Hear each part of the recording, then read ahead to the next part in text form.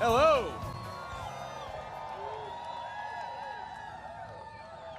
It is great to be in the great state of Michigan in 69 days, my friends.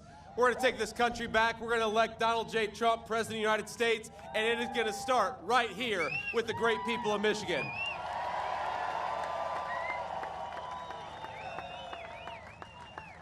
Now, last week, the biggest heist in American history happened right under Kamala Harris's nose. Somebody stole 818,000 jobs that she and Tim Walz have been bragging about. Y'all see that?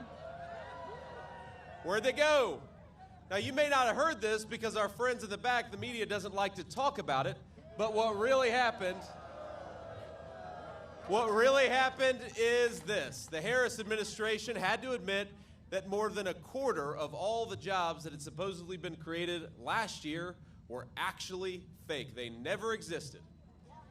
It was the biggest revision to the job numbers since the financial crisis back in 2008, 2009. In other words, what it means is they are cooking the books to hide how bad the economy really is under Kamala Harris. I promise you this, on November 5th, there is one job that is definitely going to vanish, and that is when we tell Kamala Harris, you are fired, and send her back to San Francisco.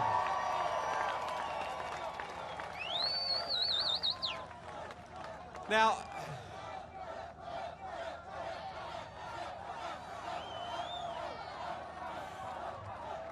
y'all are fired up, and it's hot out here. Kamala Harris, she needs a rock star to get a crowd like this. We just come out here because we're patriots and we want to save this country.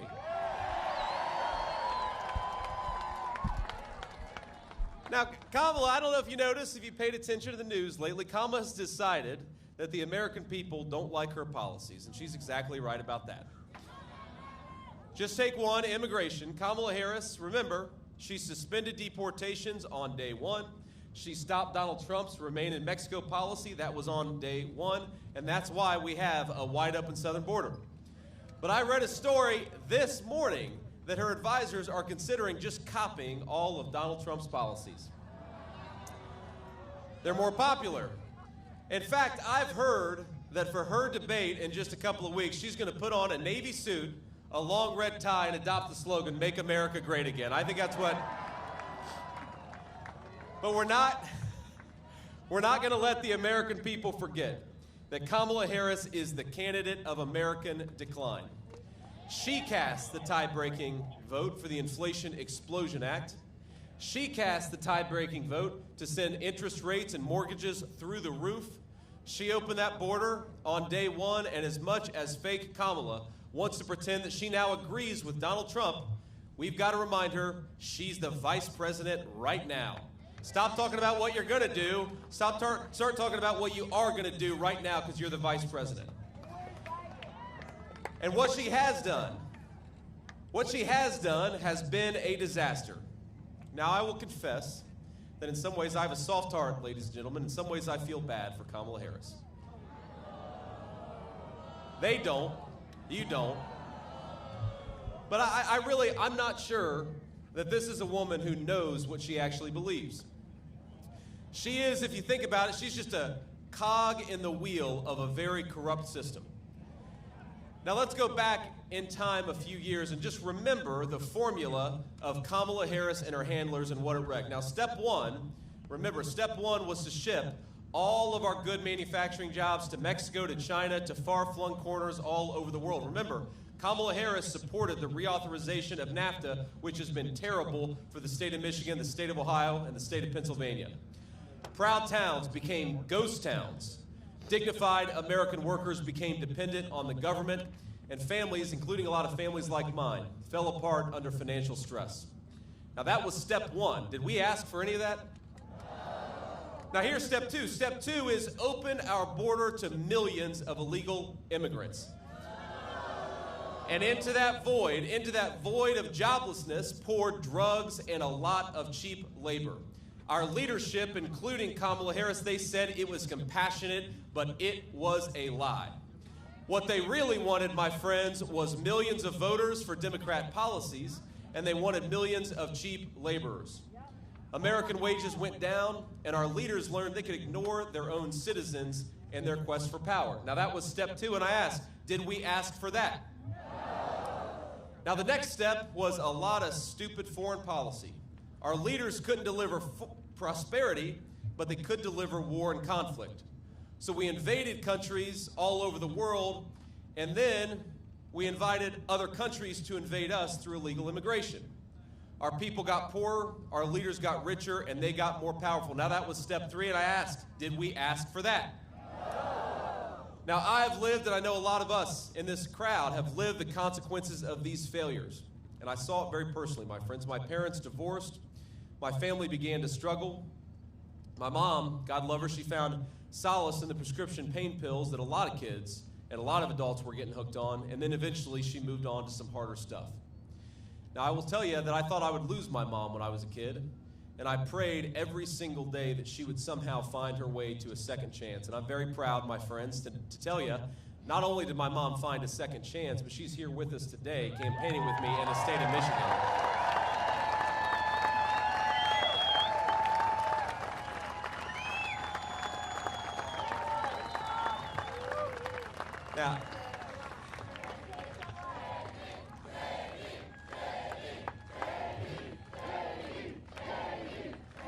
Now she is, I will say, the best grandmother that my kids could ask for. They are 7, 4, and 2. Spoils them a little bit too much. Mom, no more Pokemon cards. In front of 1,000 people, no more Pokemon cards. The kids have got enough. But I know that a lot of Americans prayed for that second chance, and thank God we got it. But a lot of Americans prayed for other things. They prayed for good jobs. They prayed for their towns to have prosperity. They prayed for their parents to overcome the scourge of addiction, and in 2016, a lot of those prayers were answered, my friends, weren't they?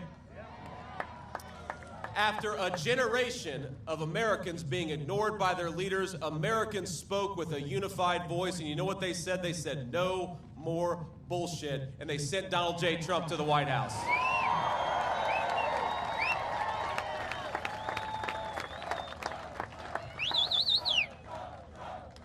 Now, the same people who screwed this country up for 30 years said President Donald Trump would fail. Remember that? And I remember I was myself, I didn't fully believe in the promises of Donald Trump. He persuaded me because he did such a good job. What happened next? Let's all remember. Gas was $2 a gallon. Housing was affordable for young and old alike. Wages were rising, and this word inflation, that's all people talk about now, it wasn't even an issue.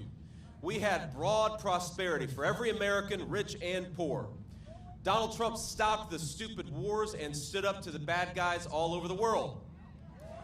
He recognized what our failed leadership didn't, that weakness invites American boys and girls to wars that they shouldn't have to fight. American strength promotes peace, and we had a hell of a lot of peace when Donald J. Trump was the President of the United States.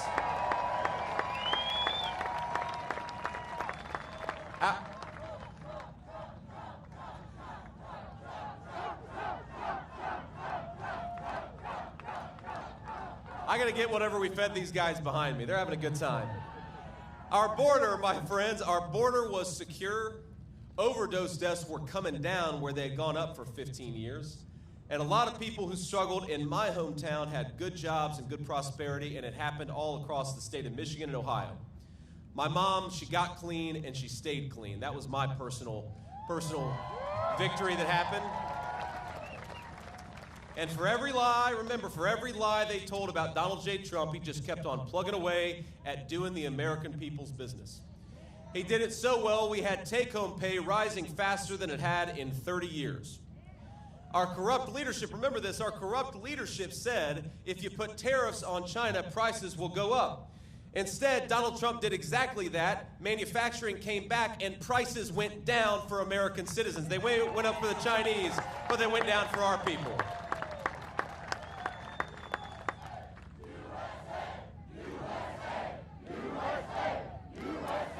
Because when you make your own stuff with the hands of American workers, the whole country prospers. We know that in Michigan better than anywhere. Now, our corrupt leadership said if you enforce the border, people south of the border are going to suffer. But Donald Trump recognized that his first responsibility as president was to the American citizen and not to anybody else. So he shut down that border. He shut off the drug trade. He drove the cartels out of business, and he had overdose deaths falling in this country. What an amazing thing it was. Remember, our corrupt leadership said that you can't defeat ISIS. Remember that? Just a few years ago, they said we're going to have to re-invade Iraq to defeat ISIS. Donald Trump defeated ISIS in a matter of weeks, and then he brought America's sons and daughters home. What an amazing, amazing track record of leadership. But let's be honest, the country wasn't broken in 4 years, and 4 years was not enough time to root out all of the corruption. So while Americans were getting richer, a lot of bureaucrats and globalists were getting poorer. That was the story of Trump's term. So Kamala Harris, she and her corrupt handlers, they came up with a plan. Now, they couldn't beat Donald Trump in an honest debate, so they decided to engage in censorship. They were going to censor Donald Trump, and they were going to censor his supporters. Now, remember, back in 2020, they lied about Biden's corruption and covered up the fact that his family got rich by selling access to the United States government. And Kamala Harris was there for all of it. They lied about the Hunter Biden laptop and encouraged big tech to silence the story, and they did. They lied about COVID coming from a Chinese lab, and they censored anybody who disagreed. Kamala Harris even went on national TV and said Joe Biden was as sharp as a tack.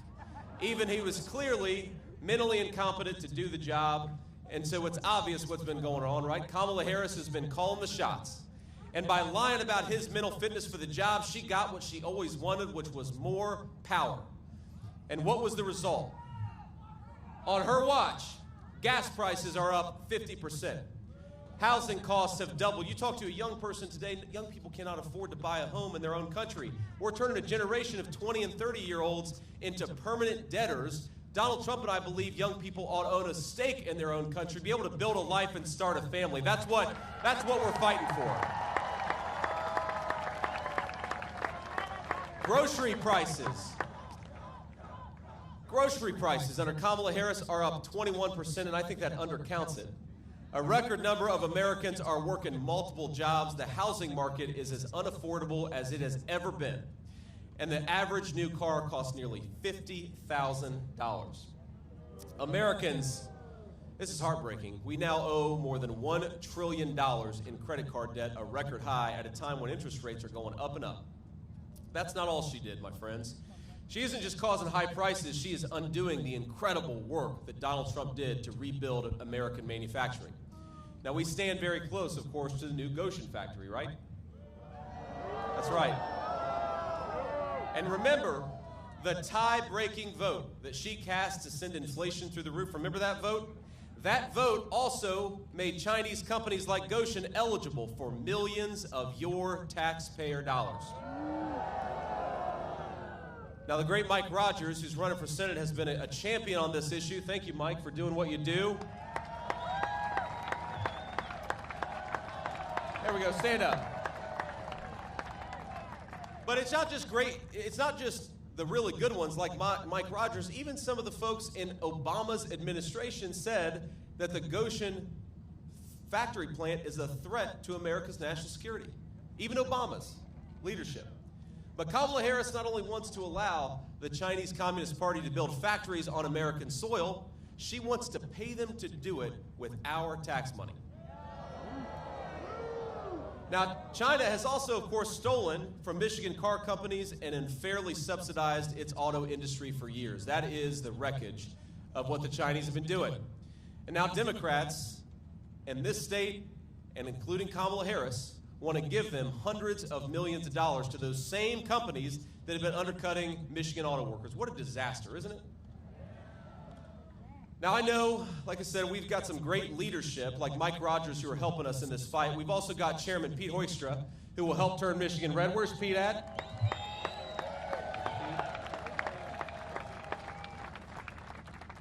We've got the great Tudor Dixon. Where's Tudor at? I saw Tudor earlier. There's Tudor Dixon. Now, they all know firsthand that Democrats are helping China destroy and replace our auto industry from the inside out, and we're going to stop it. The Democrats are helping China, and it's not just in Goshen, okay? They're doing a lot more beyond that. In fact, just a few weeks ago, you probably saw this, Stellantis announced that it would lay off nearly 2,500 proud Michigan auto workers, making the iconic Ram 1500 Classic. Now that is the record of Kamala Harris shipping American jobs to China and paying them to do it with your tax dollars. And what did she talk about at her convention speech? I just saw that. Did you see Kamala's convention speech? Well, that was smart of you for not seeing it, but I'm in this business. I have to. Now, Kamala Harris said, "When we fight, we win." This is one of her favorite taglines. And I don't know if you saw it, but then Tim Walz stood up and shouted, "And even when we don't fight." That's what Tim Walz said. Now, he lies about everything, of course. He calls me weird, but then he lies about how his kids were conceived. Who does that? That's just the weirdest thing I've ever seen. He said he served in combat, but the closest Tim Walz ever came to combat is when he let rioters burn Minneapolis to the ground and did absolutely nothing to stop it.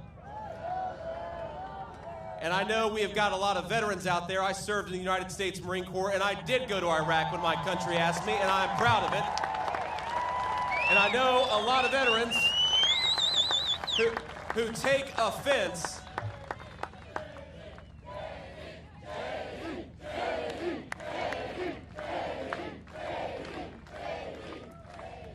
but there are a lot of veterans from across our military who don't like it when other people lie about their service for military gain, and that's exactly what Tim Walz did. It is a slap in the face to all veterans, and it's not just from Tim Walz. Kamala Harris not only chooses to stand by this man, because in spite of his dishonesty, she actually chose him to become her vice president to begin with. Now, while we're on the subject of their convention, she said something else at her convention. She said, and I don't know if you paid attention here, she said there are going to be extremely serious consequences for voting for Donald Trump. Now, Kamala, I've got two responses to that. First of all, that is not a very presidential thing to say. Is she the vice president or the vice principal, warning about very serious consequences, whining at people for telling a joke instead of trying to persuade them that she deserves to be their president? I'm sick of people like that. But second, it's the substance, because the extremely serious consequences, Kamala, have come from your leadership as vice president of the United States. Americans can't afford groceries because of your leadership, Kamala. Young people can't afford homes because of the policies that you have enacted as vice president. Now, the only serious consequence in November that I'm worried about is giving Kamala Harris a disastrous promotion. Let's say to Kamala Harris, "You are fired. We are not sending you to the Oval Office."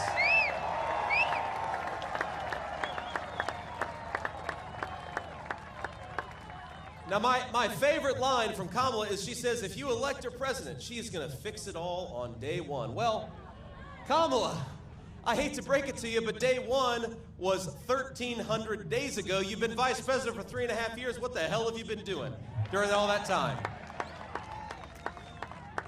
The message from this crowd and this state of Michigan is you had your chance, you failed, and we're not giving you a promotion.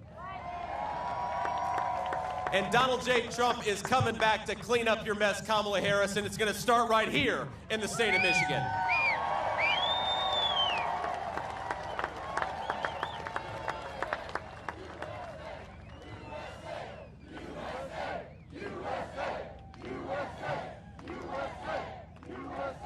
Now, Kamala Harris has run her entire campaign on the idea that she's joyful. But ask yourself, are you better off than you were 4 years ago?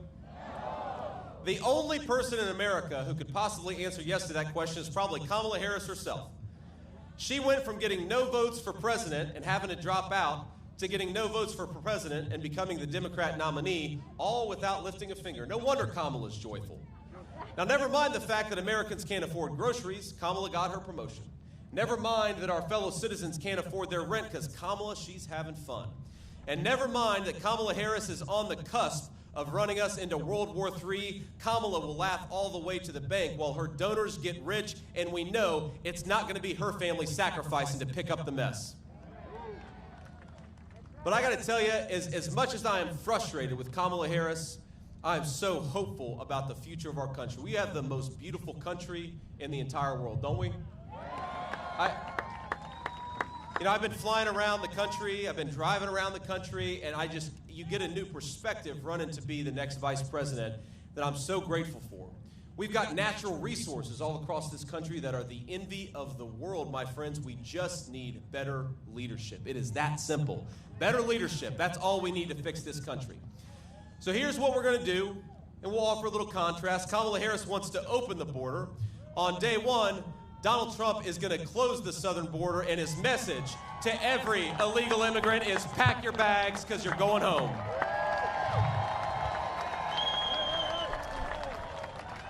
Kamala Harris wants to bankrupt Medicare by giving it to illegal aliens. Donald Trump is going to fight to safeguard Medicare and all of our great programs so that it only goes to the American citizens who paid into it, not to illegal aliens who are going to bankrupt it.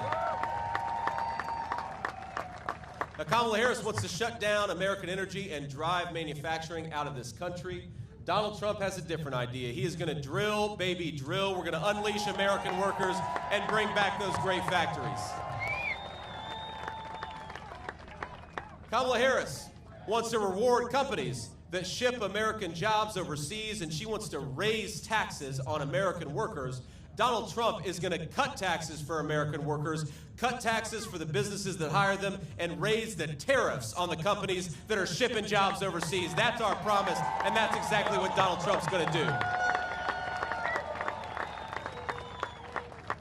And so, while Donald Trump is the people's president and Kamala Harris is running on a fake joy, Donald Trump is going to offer something very, very different. He's going to offer a very real hope for the future of this country. Hope that we can reignite our economy and bring back prosperity. Hope that we can raise our kids in secure neighborhoods with safe borders.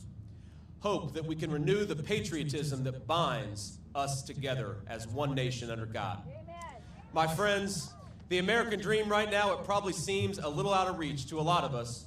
But in 69 days, we're going to save every single American dream. We're going to save this country for the citizens of this land, and we are going to lead together with President Donald J. Trump a great American comeback. So I want us to send a message. I want us to send a message. They can hear it all the way in San Francisco. They can hear it in Tim Walz's Minneapolis. They can hear it all across this country, that Michigan is going red. Michigan is leading the great American comeback, and Michigan is going to elect Donald J. Trump, the next president of the United States. God bless you all. Thank you all, and thank you for having me in this beautiful country. God bless you all.